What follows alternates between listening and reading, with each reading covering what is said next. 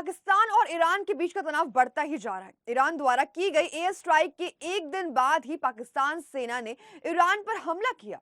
नमस्कार, आप देख रहे हैं न्यूज़ 15 और आपके साथ मैं सुम्बिका।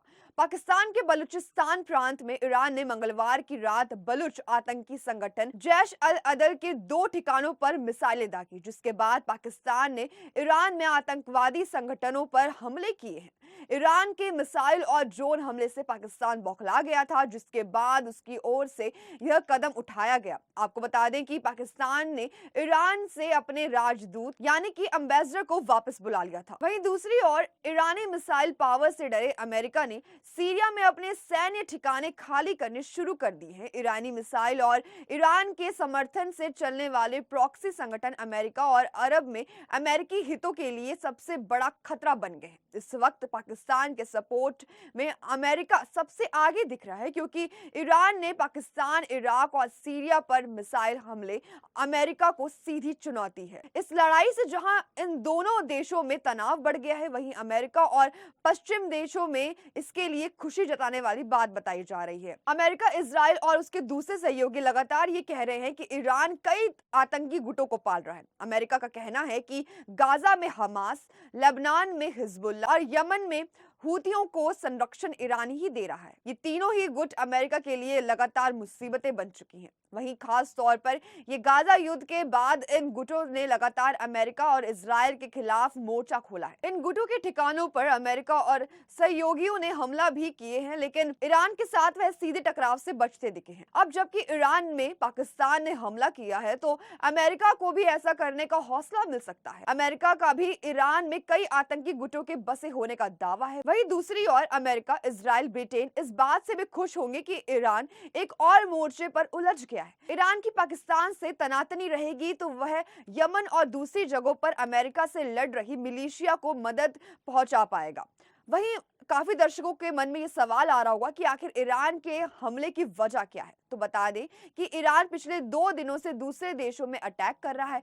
15 जनवरी को उसने इराक और सीरिया में बमबारी की और कहा कि हमले में मोसाद के अड्डों और इस्लामिक स्टेट यानी कि आईएस को निशाना बनाया गया। सीरिया में तो ईरान के समर्थन वाली सरकार चलती है। वहां के राष्ट्रपति बशर अल असद को ईरान का सपोर्ट मिला हुआ है, लेकिन इराक ने नाराजगी जताई। उसने ईरान से अपना राजदूत वापस बुला लिया। सीरिया और इराक में ईरान की बमबारी को अमेरिका और इजराइल के लिए चेतावनी के तौर पर देखा जा रहा है। दरअसल अमेरिका और इजराइल पिछले कुछ समय से ईरान समर्थित गुटों पर हमले कर रहे थे। तब ईरान ने बदला लेने के लिए धमकी दी थी। हालांकि पाकिस्तान की सीमा में घुसकर बमबारी की असली वजह पता नहीं चल पाई। ईरान बरसों से जैश अल अदल जैसे संगठनों से परेशान है। वो पाकिस्तान पर इन गुटों को पालने पोसने के आरोप पहले से ही लगाता आ रहा है, मगर कभी सीमा में घुसकर हमला नहीं किया था। बता दें कि दिसंबर 2023 में ईरानी आंतरिक मंत्री अहमद वासीदी ने कहा था कि पाकिस्तान की सीमा के करीब रस्क शहर में एक पुलिस स्टेशन पर हमले में कम से कम 11 ईरानी पुलिस अधिकारी मारे गए थे।